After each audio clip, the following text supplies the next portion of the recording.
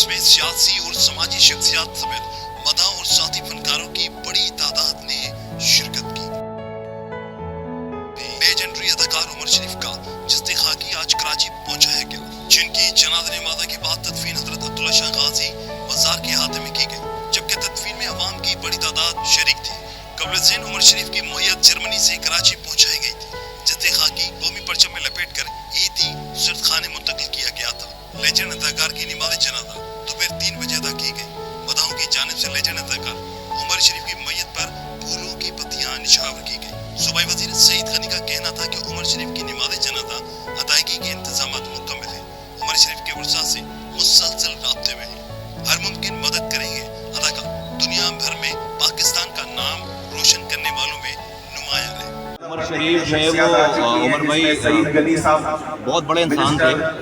Legend तो वो थे, दुनिया उनको जानती है। इंसान वो बहुत बड़े थे और कराची का फ़ख्र थे।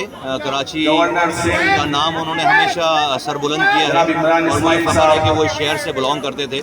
आज वो हमारे दरमियान नहीं है, लेकिन अपनी बहुत सारी यादें छोड़ गए। और मैं समझता हूँ कि बड़ा इंसान वो होता है जिसके जाने के बाद उनके मिलने जुलने वालों को, उनके उस माशरे को, उस मुल्क को, उस शहर वालों को ये फील हो, दुनिया वालों को ये फील हो कि कोई दुनिया से कम कोई गया है। और उमर शरीफ वो इंसान है जिनके चले जाने के बाद दुनिया को, पाकिस्तानियों को खास तौर पर ये पता चलेगा, ये फील होगा कि कोई इस दुनिया से चला गया, कोई कम हो गया। कैमरामैन उमर हयात के साथ इमरान शर्मा, धूम टीवी न्यूज़, कराची।